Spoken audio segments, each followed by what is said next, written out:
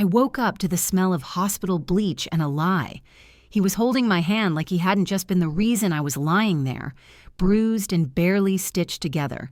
Telling the nurse I fell, saying it soft, like the lie didn't taste bitter coming out his mouth.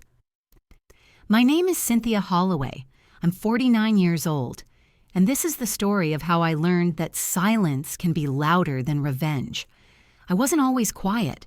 Back in the day, I had a mouth on me. Grew up in a house full of women in Augusta, Georgia, the kind that seasoned fish with one hand and snatched your soul with the other if you crossed them. My mama was a corrections officer, 5'3" with a walk that made grown men move out the way. My aunt ran a hair salon out her back porch, gossip and gospel playing side by side. And my sisters? Let's just say we knew how to handle our own. I met Marcus when I was 27. Back then, he worked maintenance at the elementary school where I taught second grade. He always smelled like pine cleaner and peppermint gum, wore his work boots even on Sundays, said it kept him grounded. At first, he was sweet in that old school kind of way. Showed up with peach cobbler from his mama's kitchen, changed the oil in my car without me asking, sat through church service just to hold my hand during offering time. He didn't talk too much, but when he did, it was charming, careful. Like he'd studied what women wanted to hear and rehearsed till it sounded natural. I didn't mind. Back then, I took quiet as kindness. We dated a year before he proposed. Nothing fancy, just him and me sitting on the porch swing at my auntie's house, cicadas humming in the dark. He pulled out a tiny velvet box with a ring that didn't sparkle much, but I said yes, because back then I thought love was about endurance, about holding on even when your grip slipped a little. Our wedding was small, church basement, fried chicken trays, my cousin DJing from his iPhone, the kind of day that smells like talcum powder and hope, but I was happy, nervous, but happy. The first couple years were smooth, real smooth. He'd make coffee before I got up, rub my feet while I graded papers. We didn't have much, but it felt like enough. It wasn't until I got promoted, curriculum coordinator for the district, that the shift started. See, Marcus liked being the man, liked control, and when I started making more money, when the district folks started calling my name at meetings, something in him twisted. He didn't say it outright, just little comments, little jabs. You always on that laptop. You think you better than me now? Don't forget who helped you get there. I brushed it off, told myself he was just adjusting, that men had egos and sometimes they got bruised. I even skipped the Nashville conference to keep the peace, told my supervisor I had family stuff. But that peace didn't last long. The first time he raised his hand, I thought it was an accident. We were arguing about bills. I'd put extra on the mortgage without asking. He slapped the checkbook out my hand, and my wrist hit the corner of the table. It swelled up like a balloon. He rushed to get ice, apologizing over and over like a kid who broke a vase. I didn't mean to, Cint. You know I love you. It just happened fast. And I believed him. Because love will make you lie to yourself before anybody else does. But it didn't stop there. A few months later, I came home late from a school board meeting. He was drunk, not stumbling, just simmering. The kind of drunk that turns quiet into dangerous. He accused me of cheating, said I was getting too comfortable out there in them streets. I laughed. That was my mistake. His fist caught my lip before I even stood up. Split it clean. I saw stars and silence all at once. But I didn't call nobody. Didn't even tell my sister when she noticed the swelling. Just said I bumped my face on a cabinet door. I don't know why I protected him. Maybe because I didn't want to start over at 47.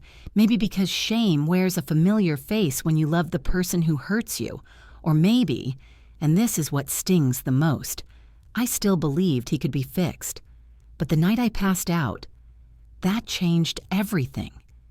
It was a Sunday. Church was over. I had cooked a roast, mashed potatoes, corn pudding, the kind of meal that takes all afternoon and reminds you of home. He didn't say much while we ate, just kept sipping that cheap brown liquor from the gas station. I was clearing dishes when he said, "You act like this house yours." I froze, not because of what he said, but how he said it, like he was daring me to answer. I didn't. That made it worse. The chair scraped back slow. Then came that stillness. That warning silence you only understand after it's too late. Next thing I knew, I was on the floor, the back of my head ringing like a church bell, my vision blurred, the ceiling spinning. I tried to sit up, but the world tilted sideways. I remember hearing his voice, not yelling, just panicked. "Baby? Sint? Say something." Then blackness. When I came to, I was in a hospital bed, IV in my arm, machines beeping like a countdown. Marcus sat beside me, holding my hand like he was auditioning for sainthood, telling the nurse I'd slipped on water in the kitchen, smiling soft, using that gentle tone he used to use when we first met. The nurse didn't question it, just nodded, checked my vitals, and left the room. And me? I didn't say a word, not because I couldn't, but because in that moment I realized something. The only thing more dangerous than a man who hits is a man who hides behind kindness after he does. I stared at him while he fussed with my blanket, pretending care. Noticed the little tremor in his hand. The dried blood under his fingernail. The faint smell of whiskey he'd tried to wash away with mint gum. He kept talking about doctors, about home, about how we just need a fresh start. His voice was syrup sweet, too smooth. I could almost hear the guilt bubbling underneath. I looked out the window. Gray sky, rain streaking the glass, trees bending in the wind, and I thought, even storms know when to let go. I knew then I couldn't leave right away. He still had access to the house, the bank account, everything. If I moved too fast, he'd sense it. If I spoke too soon, he'd twist it. So I stayed quiet, listened, watched how he moved, what he said, what he didn't say. Each silence became a note in my head. Each bruise a reminder. Each lie another step toward the exit. After the hospital, I played the role. That's the part most folks don't understand. The in-between. When you know you're leaving, but you can't leave yet. When every move has to sound normal, look calm, smell like routine. When survival depends on how well you can pretend. I went home with Marcus like nothing happened, let him open the car door, walk me inside, tuck me into bed like some doting husband. He made soup, chicken noodle from a can, the kind that smells more like salt than comfort. He fluffed pillows, brought me a bouquet from Kroger, yellow daisies, my least favorite flower. He forgot that part, but I didn't say a word. Silence, I learned, can make a liar comfortable. It can make a monster feel like a man again. My silence made him sloppy. He thought I was grateful, thought I was still under his thumb. He mistook quiet for forgiveness. That's when I started documenting everything. The bathroom mirror became my witness. Each morning, I'd lock the door, turn on the fan, and take photos of the bruises. The faint purple fading near my ribs, the yellowish ring around my wrist. I'd whisper to myself, "This is evidence, not shame." Then I'd email the pictures to a secret account I made under a fake name. Holloway notes, receipts too, from liquor runs, from hardware stores, from gas stations where he'd buy that off-brand bourbon that made his temper mean. I tucked every slip into a manila folder inside a cereal box in the pantry. When he yelled through the walls, I hit record on my phone, saved the files under fake podcast names. Weather Update Sunday Reflections. Each one a confession he didn't know he was making. Even the text messages from my sister, the ones where she asked why I'd been so quiet, got backed up. I didn't answer her then, but later I'd show her everything. During the day, I went back to work like normal. The teachers welcomed me with casseroles, candles, and Hallmark cards that said things like, "Get well soon," and "You're stronger than you think." They thought I'd been sick, not battered. I let them believe what they needed to. My principal hugged me in the hallway, whispering, "Take as much time as you need." But time was the one thing I couldn't afford to waste. Routine was my armor. Lesson plans, attendance sheets, morning announcements. They gave me back a rhythm, one that didn't include his voice. Still, when the bell rang and the kids ran out laughing, I'd catch myself staring at the empty doorway, half expecting Marcus to be standing there, arms folded, waiting. At night, I studied. The glow of my laptop was the only light in the house some nights. I started with real estate videos, late-night YouTube seminars with pixelated lawyers explaining equity splits and property deeds, then blogs about financial independence, survivor planning, Georgia property rights. I learned that even if Marcus's name wasn't on the house, if I didn't file the right papers, he could still claim half. That lit a fire under me. I opened a new checking account at a credit union he didn't know about. Small, local, off the highway near an old Waffle House. The teller smiled at me like I was opening a savings account for my kids' college. She didn't know I was buying my freedom. I started moving money quietly. 400 here, 250 there, round numbers look suspicious, odd ones don't. I started a groceries category in our shared budget app. He never looked past the totals. Every extra dollar I could hide, I did, and I kept a go bag in my trunk, just in case.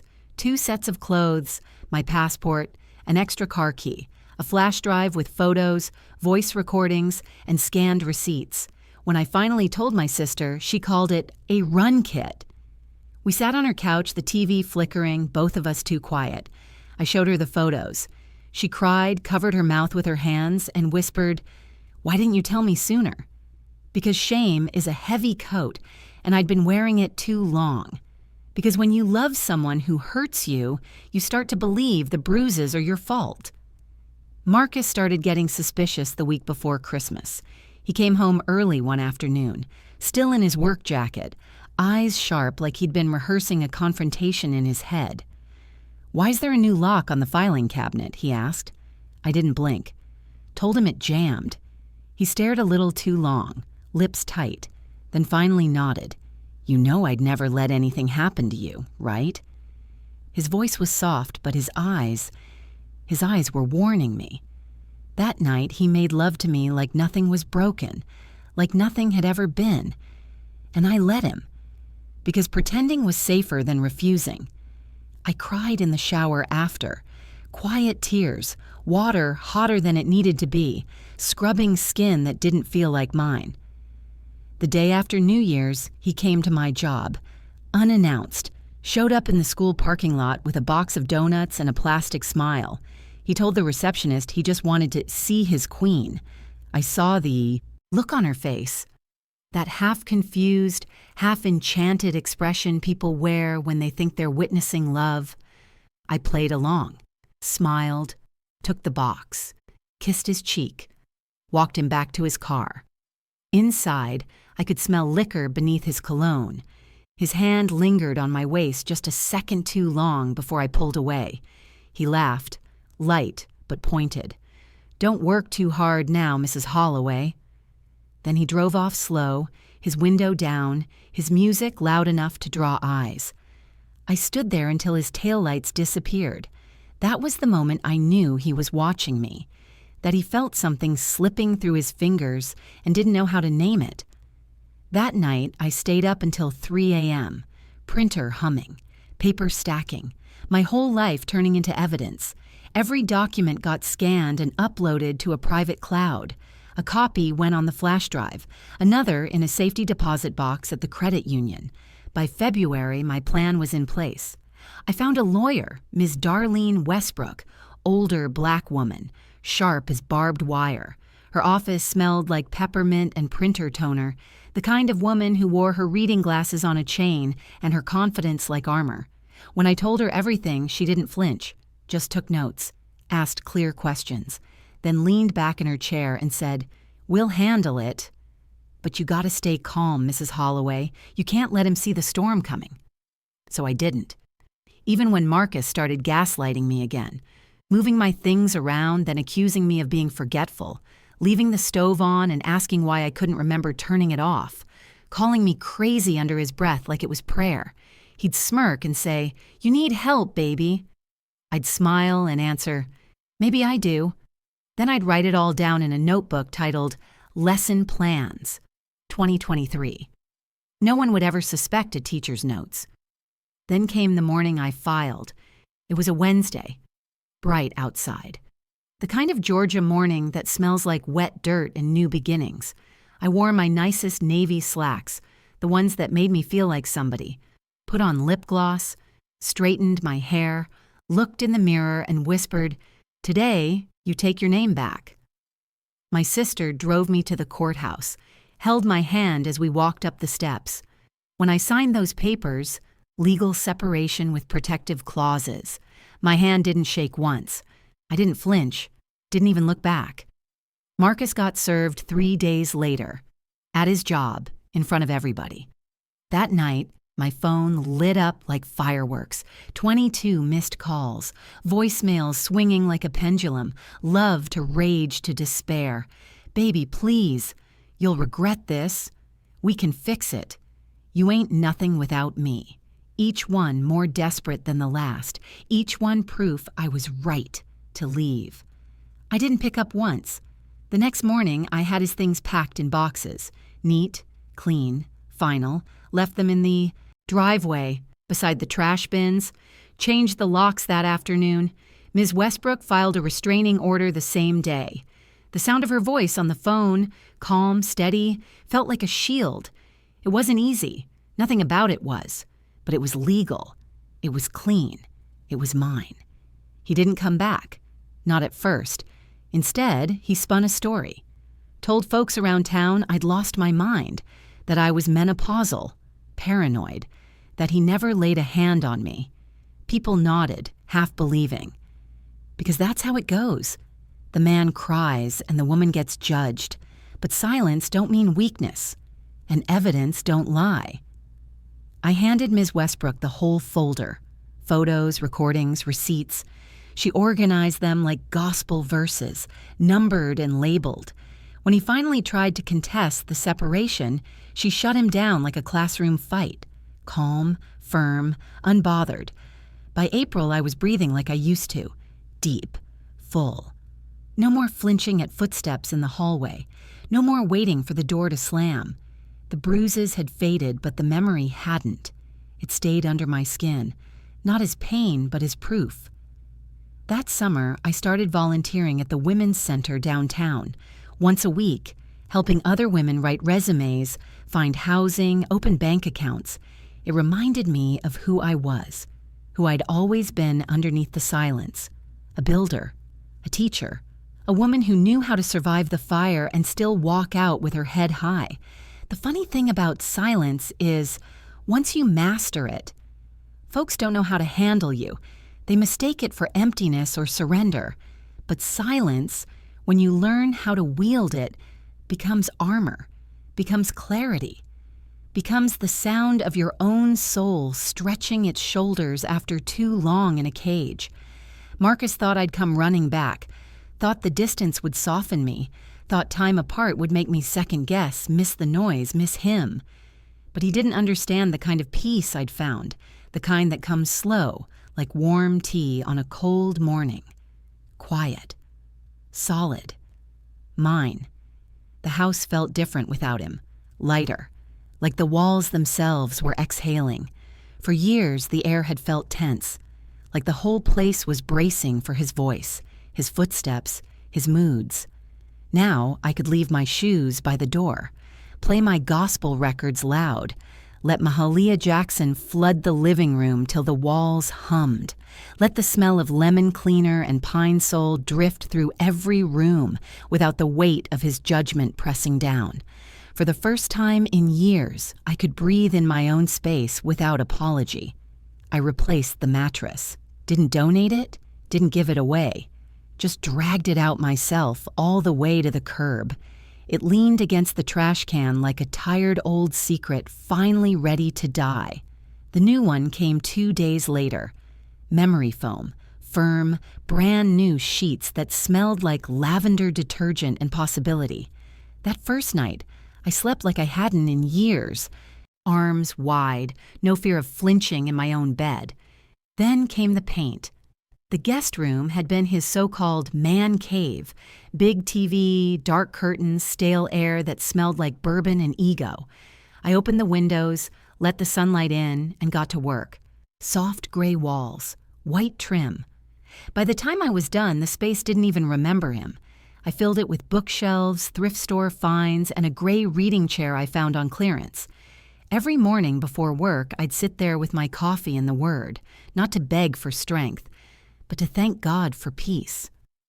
My sister stopped by one evening, took one look around, and said, "Cynthia's sanctuary."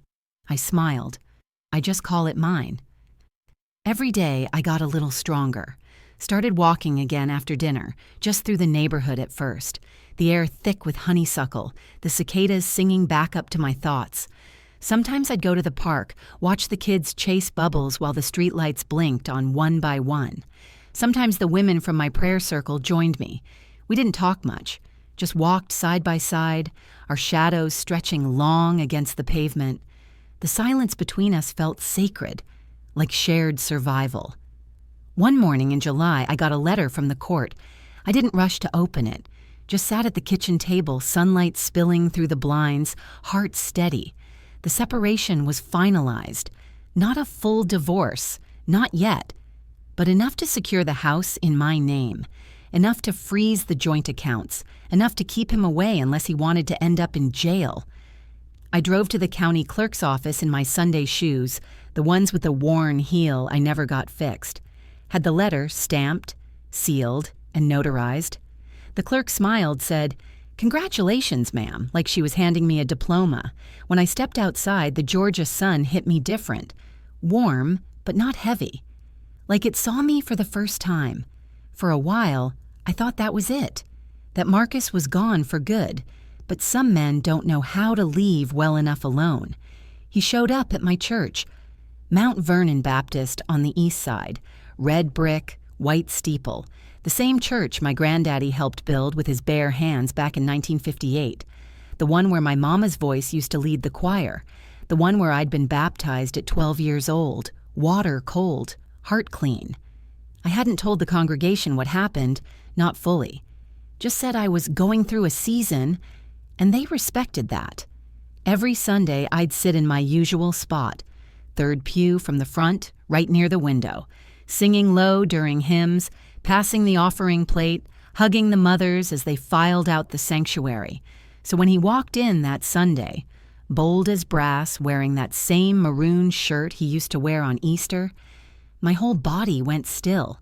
It wasn't fear, it was recognition, the kind your spirit feels before your mind catches up. He didn't cause a scene. Just sat in the back 2 rows behind the deacons, but I could feel his eyes, hot, heavy, like heat off asphalt in July. After service, he tried to come speak, took a few steps down the aisle, that fake smile plastered on his face. I turned and walked straight into the arms of Pastor Green. Didn't say a word, didn't have to. She saw my face, my stillness, and she knew. Pastor Green stepped between us, her voice soft but firm. "You're not welcome here, Brother Holloway." He froze, trying to play shocked. "I just came to worship, Pastor." "Then worship outside," she said. "The Lord hears from anywhere." He left, slow, but he left. I stood there shaking, not from fear, from the power of being protected, from the reminder that I wasn't alone anymore. Still, I knew it wouldn't be the last time. That's the thing about abusers. They don't see silence as strength. They see it as surrender. A pause before you crawl back. What they don't realize is that some of us come from women who turned pain into power generations ago. Women who buried husbands, raised kids, and worked double shifts without losing their minds. Women who survived not by screaming, but by building, by outlasting. I didn't need to yell. I just needed to outlive the noise. 2 weeks later, he showed up at my job. Didn't come inside this time. Just sat in his car across the street. Old silver sedan, engine running, window cracked, eyes fixed on the front door. He parked there 3 afternoons in a row. Didn't get out. Didn't wave. Just watched. By the fourth day, my principal noticed. Pulled me aside after dismissal, her voice low. "Cynthia, is that your husband?" I nodded. She didn't ask more, didn't pry. Just called security and told them to walk me to my car every day that week. It was the quiet kind of kindness that saves your nerves without making you feel small. He eventually got bored, or maybe the attention made him nervous. Either way, the car disappeared. For a while. Until August. That's when I got the letter. Not from him, from his lawyer. A formal petition requesting half the house's value, spousal support, and access to shared property. He even had the audacity to list the living room TV in my grandmother's china cabinet, the one passed down 3 generations, as mutual assets. I laughed when I read it, not because it was funny, but because that's what disbelief sounds like when it runs out of tears. That's how desperation looks when it's dressed up in paperwork. I called Ms. Westbrook, told her everything. She read the letter twice, glasses low on her nose, then said, "We'll handle it." That was all she needed to say. Court day came hot and humid, the kind of Georgia morning where your clothes stick to you before you reach the car. Marcus walked in wearing a too-tight suit and a smirk, tried to play the victim, told the judge I'd abandoned him, that I'd turned cold, that he was just trying to salvage his dignity. His voice even trembled once, fake sorrow dripping between every word. But the truth don't need a cheerleader. It just needs to be told. Ms. Westbrook stood up slow, adjusted her blazer, and began. Her tone was steady, her words clean. No theatrics, no emotion, just evidence. The bruises, the hospital records, the restraining order, the photos, time-stamped, the digital files, organized like chapters in a story he thought he'd buried. Marcus started shifting in his seat by the 3rd exhibit. By the 5th, he wouldn't look at her. The judge didn't raise his voice, didn't need to, just looked Marcus dead in the eye and said, "Sir, this court sees through manipulation." Then he ruled in my favor, denied all his claims, issued a 200-foot perimeter order. Just like that, the fight he started was over. After that, I didn't see him again. But I heard things. Small-town news travels like wildfire on a windy day. A friend from church said he'd lost his job. Another said he'd moved in with a cousin out in Waynesboro. Someone else mentioned he was telling folks I'd ruined his life. But that wasn't true. He ruined his own life the day he mistook kindness for weakness. The day he thought control was the same thing as love. The day he hit a woman and expected her to stay. What I did wasn't revenge, it was resurrection. And every morning I woke up in that house, coffee brewing slow, sunlight spilling across the hardwood floors, my gospel record spinning soft in the background. I knew I'd come back from the dead. The thing about healing is, it don't ask for permission. It don't knock or schedule an appointment. It just slips in one morning like light through the blinds and says, "Hey, I'm here now." You don't even notice it at first. Not until you realize you went 3 days without thinking about their voice.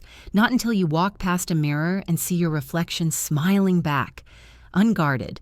Not until you laugh. A real belly-deep laugh. And don't feel guilty about it. That's how I knew I was finally free. But freedom has layers. It comes in waves. Some quiet, some wild. And just when I thought I'd settled into mine, Marcus reappeared. In a way I didn't expect. It was late September, the week before fall break. The air had that in-between weight, not quite summer, not quite autumn. Leaves were turning gold along the curb, but the humidity still clung to your skin like memory. I was pulling into the Kroger parking lot, halfway listening to Donnie McClurkin on the radio, halfway thinking about what to cook for dinner. Then I saw him. He was sitting on the curb near the red box machine, hoodie pulled low, paper bag in his lap. Didn't even look like the man I used to know. His shoulders were smaller, his skin dull, his shoes scuffed down to the sole. He looked used up, like life had finally started giving him back what he'd been handing out all those years. For a second, my breath caught, not from fear, from recognition. It's strange seeing someone who once filled every corner of your life reduced to a quiet shadow on a sidewalk. At first, I drove right past, but something tugged at me. Not pity, not softness, just that spirit my mama raised us with. Don't fear what you've already overcome. So I parked, walked inside, bought my groceries like normal: eggs, milk, a rotisserie chicken, a small bouquet of white lilies, my favorite. When I came back out, he was still sitting there. Same spot. Didn't say nothing as I passed. Didn't even look up. And I realized right then, I wasn't angry anymore. Wasn't scared either. He was just a man now, not a storm, not a ghost, not a monster hiding in plain sight, just a man who'd run out of people to control. I put the groceries in my trunk, slid into the driver's seat, and sat there a moment before starting the car. The air smelled faintly of fried chicken from the deli inside and cut grass from somewhere nearby. I rolled the window down, took a deep breath, and whispered, "Thank you." Not to him, to God, to myself, to whatever grace carried me through. I didn't tell my sister I saw him, didn't tell the women at church either. That moment was mine. A quiet trophy I didn't need to display, a whisper from God saying, "See? I told you." The next month I got a call from Ms. Westbrook. Her voice came through clear and sharp, same as always. "Cynthia, you sitting down?" she asked. I was grading papers at the kitchen table, a candle burning low beside me. "Do I need to be?" I said. She chuckled. "Apparently, Mr. Holloway's been busy. Tried to reopen the case." I laughed before she even finished. "You're kidding." "Nope. Filed a motion claiming he's homeless, unemployed, and deserves restitution." There was a pause. Then her laughter spilled out, full and warm. "Restitution," she repeated, almost wheezing. "He's grasping at dust, baby. We'll shut this down in 2 phone calls." And she did. The court denied his motion before it even made it to hearing. I never saw the paperwork. Didn't need to. Ms. Westbrook handled it like she always did. Calm, surgical, thorough. She called back 2 days later and said, "It's done. Go light you a candle and rest easy." So I did. That winter, I took a trip. First vacation in years.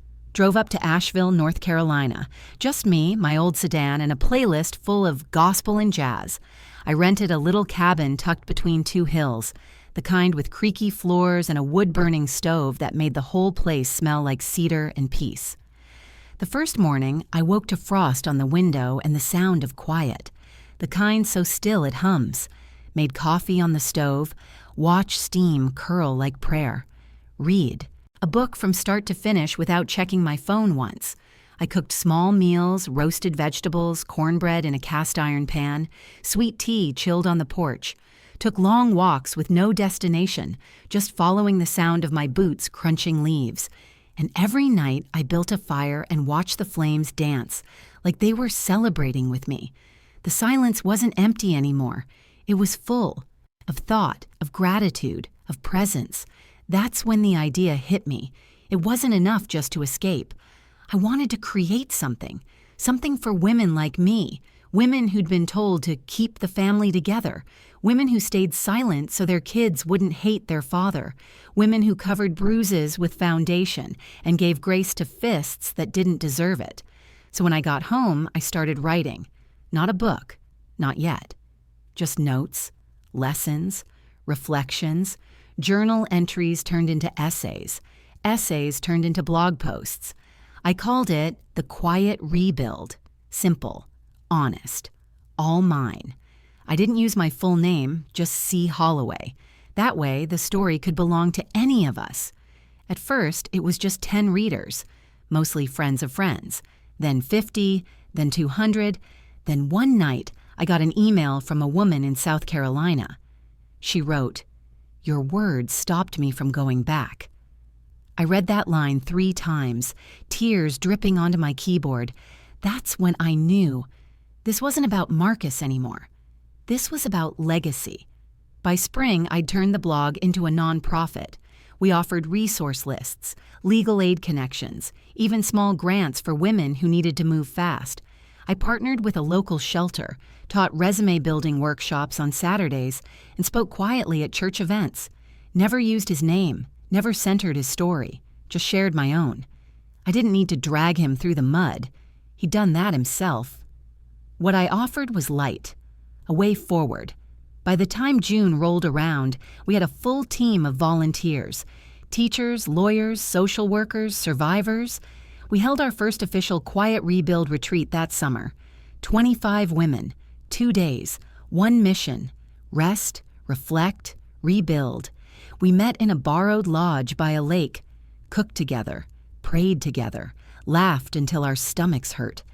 The last night, we stood under the stars, arms linked, candles flickering in our hands. Each woman whispered her name and one thing she was reclaiming: peace, sleep, my voice, my laughter. When it was my turn, I said, freedom. We lit those candles and set them on the water, watched them drift away until the lake became a sky of tiny suns. That's when I realized healing isn't something you finish. It's something you share. I haven't seen Marcus since that day outside Kroger, but I heard through someone's cousin that he left the state. Maybe Texas, maybe Arizona, somewhere the heat could hide him. I didn't care, because by then I wasn't just surviving, I was flourishing.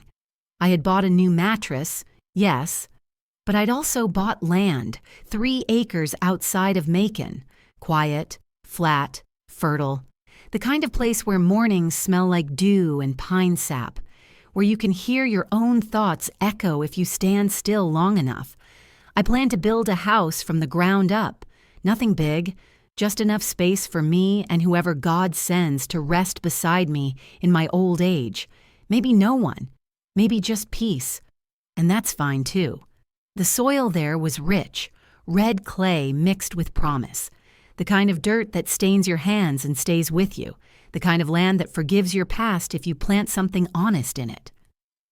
I walked the property line one evening, barefoot, the air warm and humming with crickets. Closed my eyes, felt the earth under my feet and said, this time I'm building on peace. And for the first time in my life, I knew it would last. I always thought revenge would feel like thunder, loud, flashy, sudden. But mine felt like a quiet Sunday morning, like that soft moment after the rain finally gives up and the birds dare to start singing again. Subtle, certain, clean. And the truth was, I didn't have to destroy Marcus to win. I just had to outgrow the space he kept me trapped in. By the time fall came back around, the quiet rebuild had turned into something I never imagined. It started as a handful of blog posts and a few late-night comments from women who'd been through the same kind of fire. Now it was spreading, rippling through church groups, classrooms, hair salons, and book clubs across the state. Then the call came from Channel 7, a Sunday community segment. Local women rebuilding lives after trauma. They wanted to feature me. I told them no, twice. But the producer was persistent, soft-spoken but firm, said, your story could help someone find their way out. So I said yes. The studio was smaller than I expected, smelled faintly of coffee, cables, and nerves. A young intern brushed powder across my face under the bright ring of lights, her hands shaking just a little. Just breathe, she whispered. You look beautiful. I sat there with my hands folded in my lap, the microphone clipped to my blouse, pretending I wasn't sweating under the collar. When the red light blinked on, I spoke slow. Careful. Not about him. About me. My healing didn't start with rage, I said. It started with a locked file cabinet and a new bank account. The anchor chuckled softly. But the women watching? They knew exactly what that meant. When the cameras cut, she squeezed my hand. Thank you, she said, for saying what so many of us needed to hear. I left the studio feeling lighter than I had in years. The air outside smelled like warm asphalt and freedom. A week later, the emails started pouring in. Not just a few, hundreds. Donations, interview requests, and stories. So many stories. From Georgia, from Michigan, from California, from women who'd been quiet for years and finally found the strength to whisper, "Me too." I didn't reply to them all. I couldn't, but I read every word. Some came with pictures, bruises fading, babies smiling, homes newly found. Some just said, "Thank you. You don't know me, but I'm breathing again." Every night, I'd sit by my window with a cup of tea and scroll through those messages until the screen blurred. Each one a heartbeat. Each one proof that silence, when broken, could echo across miles. Meanwhile, my land outside Macon was finally getting cleared.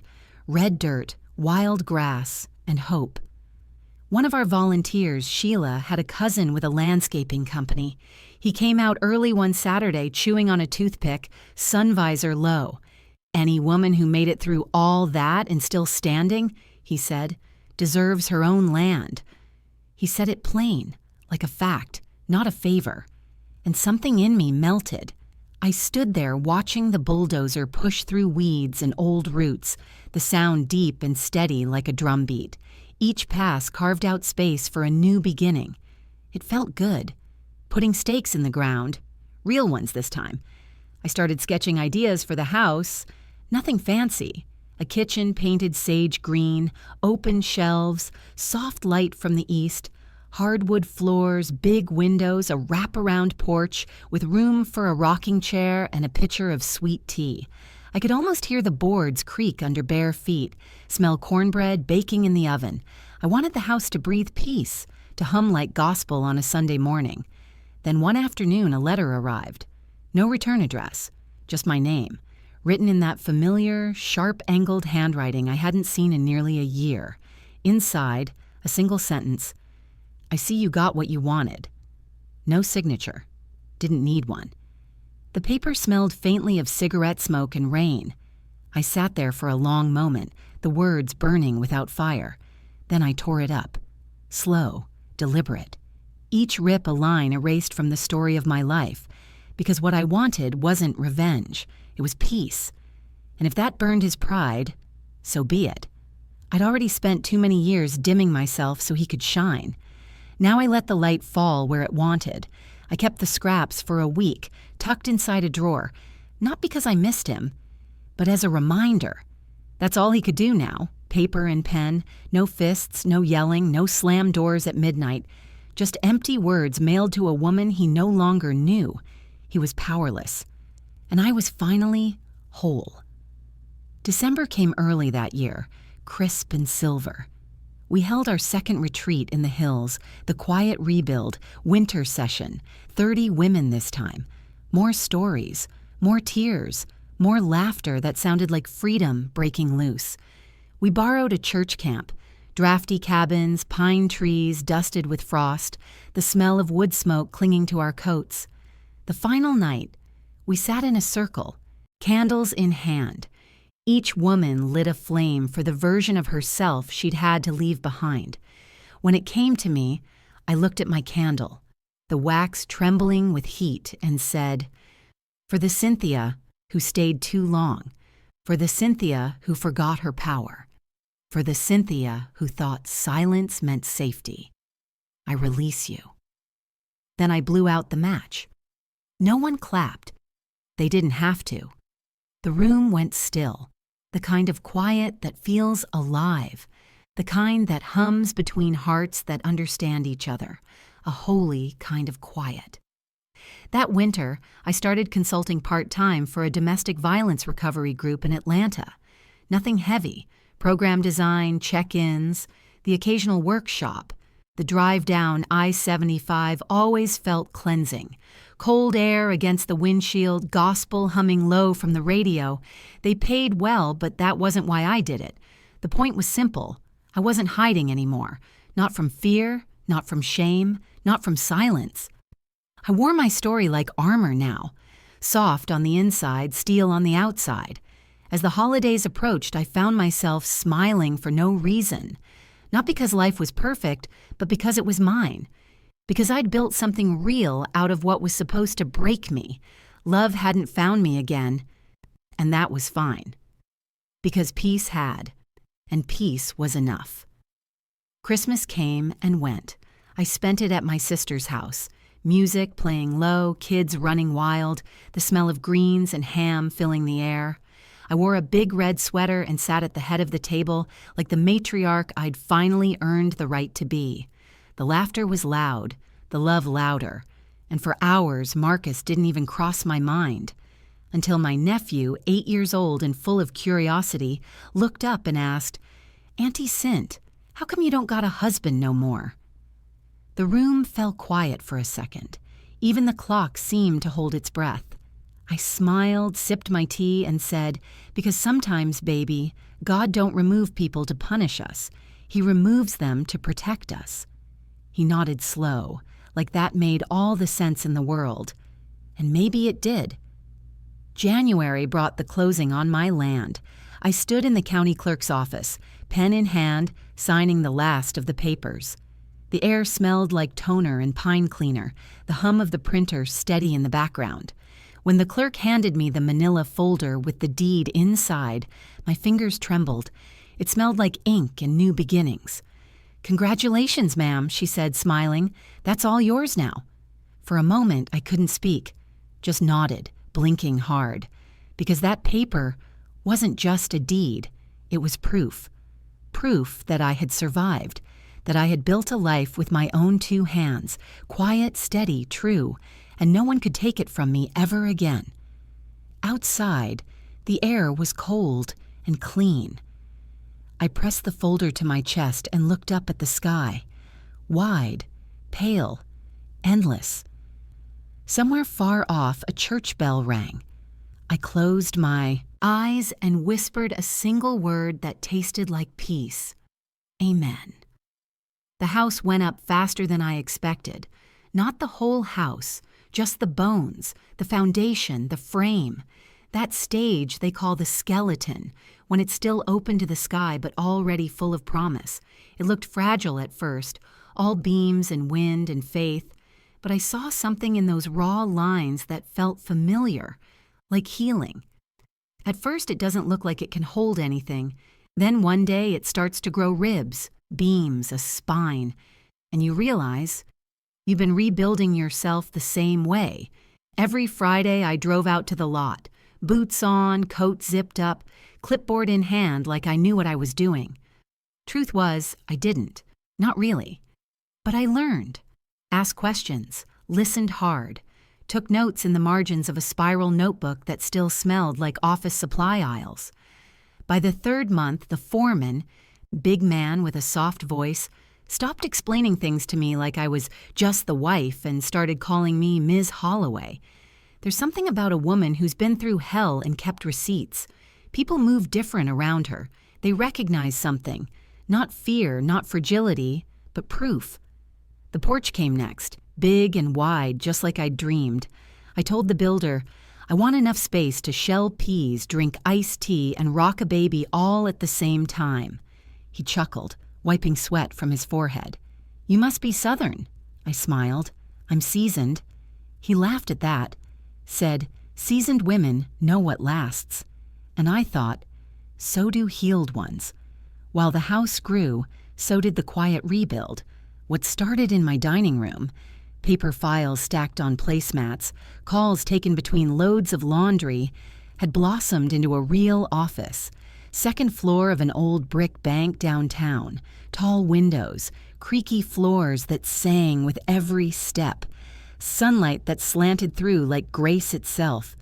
We painted the walls cream and gold, hung thrift store frames with words like courage and still here. Every Monday, Sheila brought in fresh flowers, always tulips, always yellow. She said they looked like joy opening its eyes. Sheila ran the front desk like a general, polite but firm, the kind of woman who'd hand you tissues with one hand and fill out your court forms with the other. We had 2 caseworkers, a volunteer therapist who came twice a week, and a partnership with a transitional housing group that helped women move into their own apartments. We weren't fancy, but we were effective. Every time a woman walked through our door, I saw her, really saw her, like a reflection I already knew. Some came trembling. Some came carrying babies. Some came with bruises still blooming, some with none at all, because not every wound shows on skin. But they all had that same quiet look I once wore, that small, wordless question in their eyes. Am I too late? And every single time I answered, whether out loud or in silence, "No, baby, you're right on time." Then came the award. I didn't ask for it, didn't even know it existed, but apparently the Chamber of Women's Empowerment had been watching us. One day, a thick envelope arrived, gold trim, heavy paper. Inside was a letter saying I'd been selected for the Woman of Strength and Service honor. I stared at it for a long time, half in disbelief, half in gratitude. Then I folded it back up and left it on the counter for 2 days, because truthfully, I almost didn't go.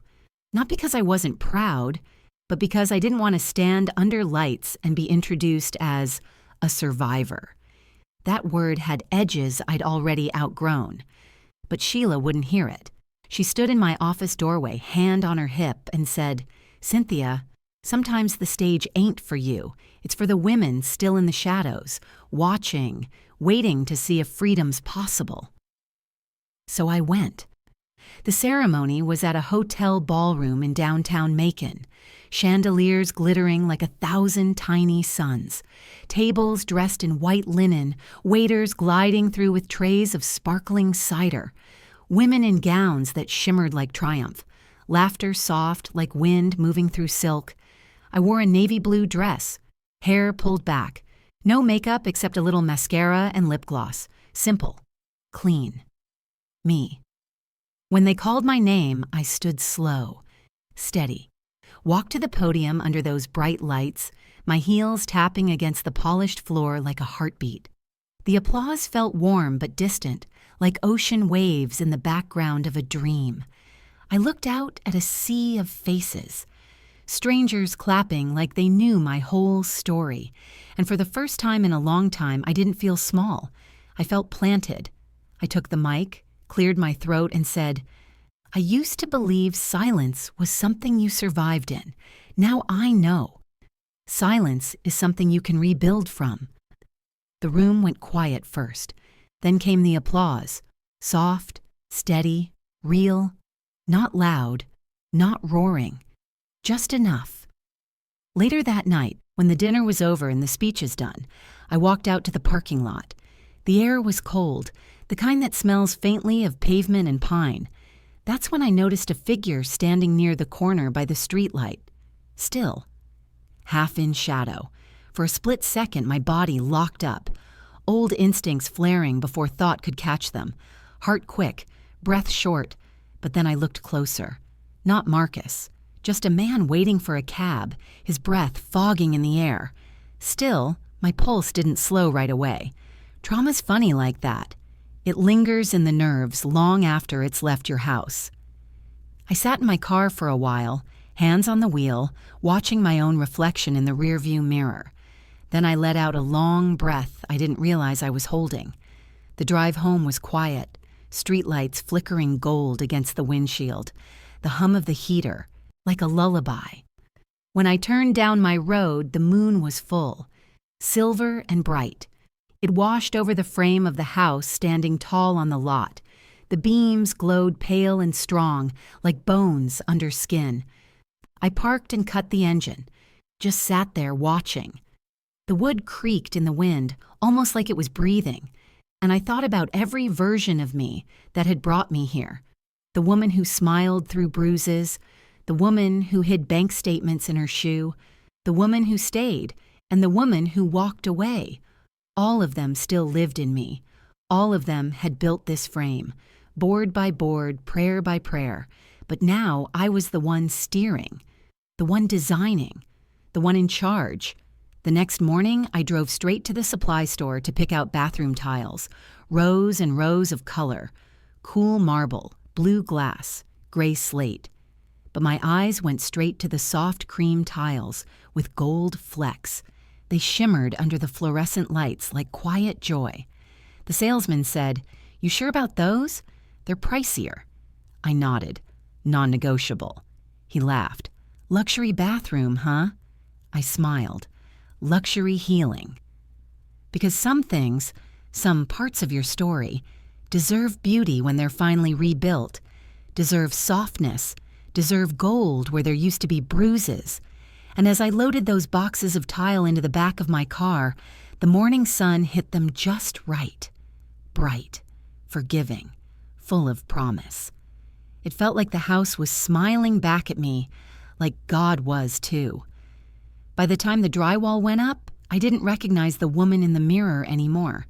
Not because I'd changed completely, but because I'd finally returned to myself. And let me tell you something. There's nothing more dangerous than a woman who remembers who she is. The day they installed the front door, I stood in the middle of the empty living room and cried. Not tears of sadness, not even tears of joy. Just release. The kind that starts deep in your chest and travels slow, clearing out corners you forgot existed. The kind that rinses away the old versions of you. The ones who begged, the ones who bent, the ones who broke quietly and kept sweeping the floor afterward. I wasn't crying for what I'd lost. I was crying for everything I'd finally made room to hold. The foreman, a kind man with silver at his temples, noticed me standing there and said, "Ma'am, we're sealing the kitchen wall in about 5 minutes. If you want to write something behind the drywall, now's the time. Good luck, charm and all." I smiled through the tears. "You sure?" He nodded. "Ma'am, this your house. You can write a whole book on these walls if you want."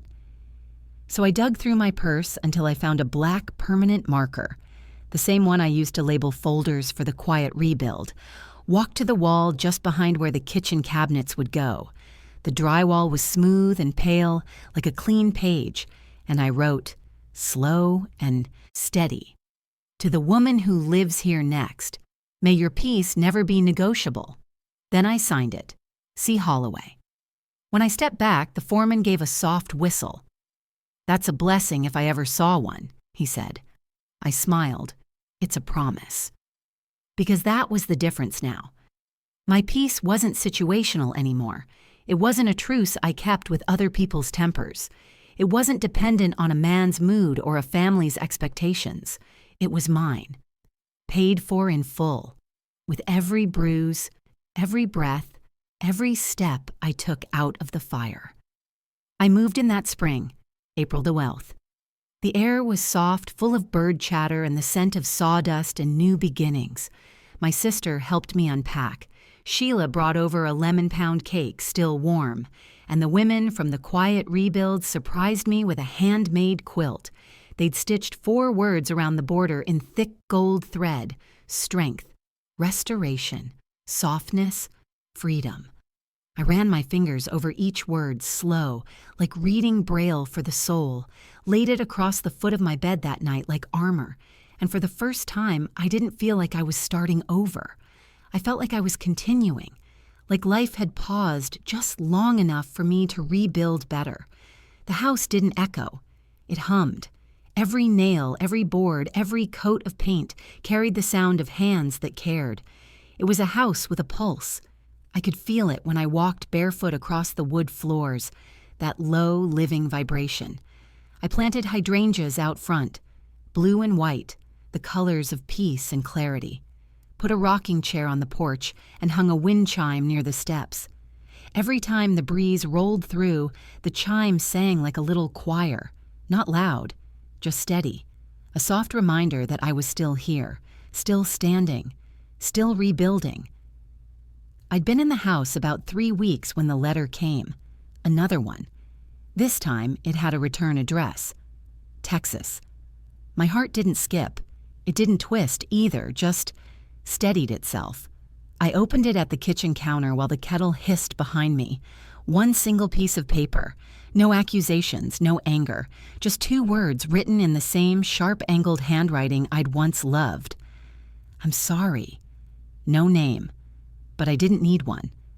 I folded it once and stared at it under the kitchen light.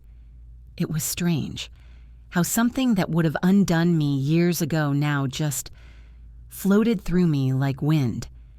This time I didn't tear it up, didn't burn it or throw it away. I slid it inside the back pocket of my prayer journal.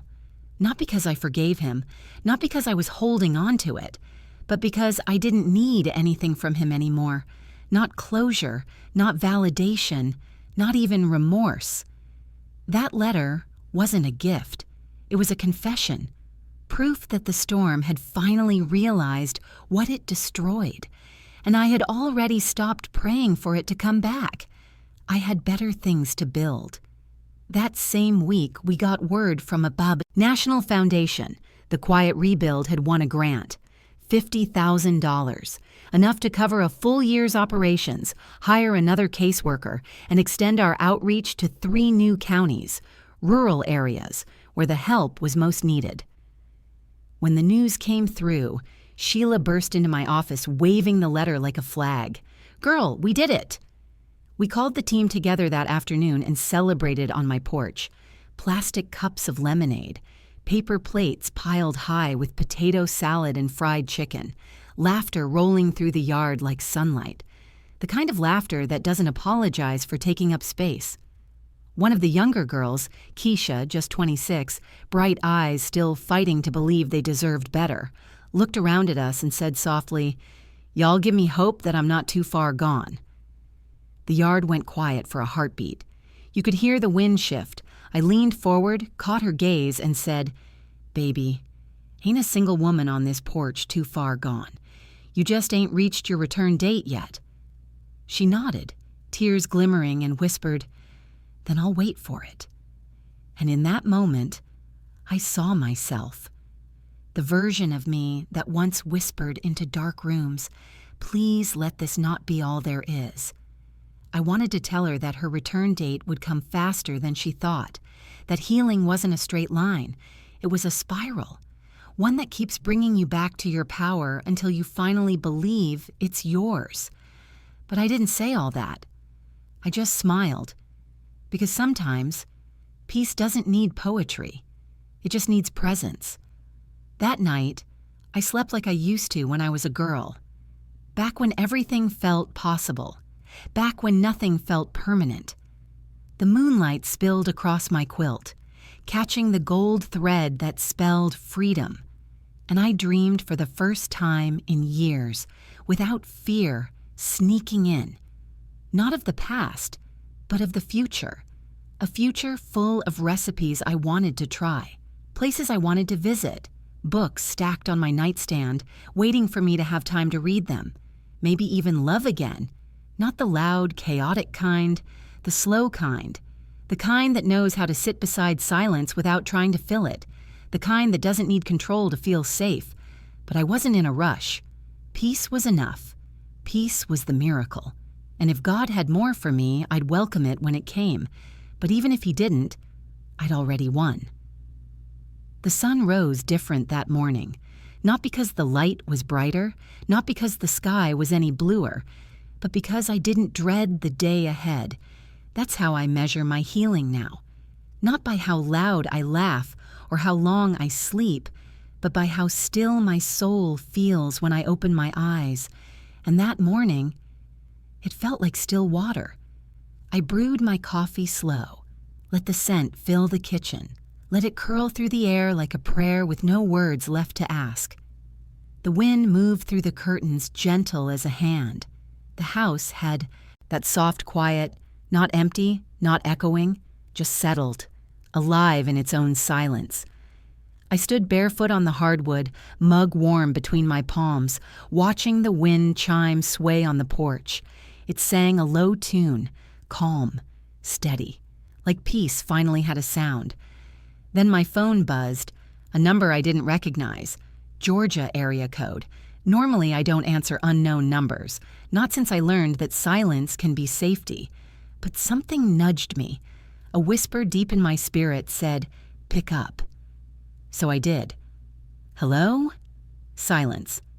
Then a woman's voice, soft and shaky. "Is this Cynthia Holloway?" I said, "Yes." There was a pause, a long one, the kind that lives between fear and confession. Then she said, "I don't know if I should be calling, but I found your name on the Quiet Rebuild site. My name is Regina. I'm with Marcus. Or I was. I just left. The words hit soft but landed heavy. I didn't say anything right away. I just listened, because sometimes silence is the only safe place a woman has left. She took a breath, shaky and uneven. He mentioned you once, said you ruined him, but he never told me why. Her voice broke on the next sentence.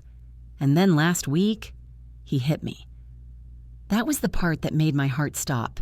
Not from surprise, I'd seen that pattern before, but from recognition.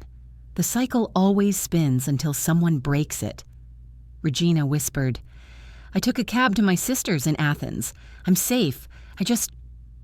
I wanted to say thank you. If it wasn't for your sight, I wouldn't have known where to start. I'm sorry to bother you. She wasn't bothering me, not even close. I swallowed hard, steadied my voice, and said, You're not alone, you're not crazy, and you're not weak. For a moment, there was only the sound of her breathing on the other end, uneven, then breaking. She started to cry, and I did too, not from sadness this time, but from clarity, because in that moment I understood why I'd gone through everything I had, not for revenge, not even for peace, but so another woman could see a way out when everything around her said stay. We talked for 20 minutes about where she was, what she needed, what came next. I gave her Sheila's number, told her she could call any time, told her the office was open if she wanted to stop by. No pressure, just presence. When we hung up, I sat there for a long time, phone still in my hand, heart still thumping steady. Then I stood, walked out to the porch, and looked over my land. The sun was high now, laying gold across the fields. The breeze carried that faint scent of earth and pine. And for the first time, I saw the house not just as a place to live, but as proof. Not just wood and nails, not just tile and sage-green cabinets, but testimony. Every wall, every window, every corner. A verse in the story of who I became. And the woman I used to be? She'd made all this possible. Sometimes we talk bad about the versions of ourselves that stayed too long, that loved too hard, that believed one more apology. But I've learned to thank her. She got me here. She carried me through every storm. She held the line when everything else in me said, give up. So now I honor her. I talk to her soft. I say, you did your best. I got it from here. And I mean it. Later that afternoon, I drove out to Mama's grave. The sky was that kind of clear that makes you feel small and seen all at once. I brought yellow roses, her favorite.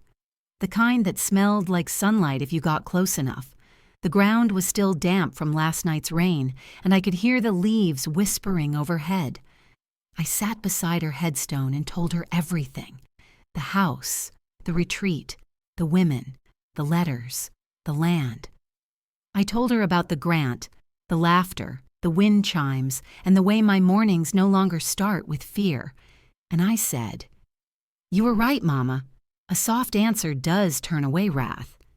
Then I laughed, because I could almost hear her voice in my ear saying, but sometimes, baby, you gotta flip the table too. Mama was balanced like that, all grace with a little grit, all love but never a fool. As the sun dipped low, I whispered one last thing before I stood up. I'm free now, Mama, and I ain't never going back. The wind rustled through the trees like an amen. The drive home was quiet. No radio, no noise, just the rhythm of tires on pavement and the hum of my own peace. The silence didn't feel heavy anymore, didn't feel like a void I had to fill. It felt holy, like company. When I turned into my driveway, that porch light was already glowing, a soft, steady beacon waiting just for me. I'd built it that way. So no matter how dark the night got, the way home would always be lit. I poured myself a glass of sweet tea, grabbed my quilt, the one stitched with strength, restoration, softness, freedom, sat on the porch, The air was cool, the crickets loud, the horizon melting from gold to violet. I watched the last bit of sun slip behind the trees and whispered into the breeze, "You can't always stop what hurt you, but you can stop carrying it." And I meant every word, because that's what real freedom is, not forgetting, not forgiving too soon, but deciding that the pain doesn't get to write the ending. The wind chime sang one soft note. Somewhere far off, a dog barked, and the world felt whole again. If you like this story, please like this video, subscribe to the channel, and share your thoughts in the comments.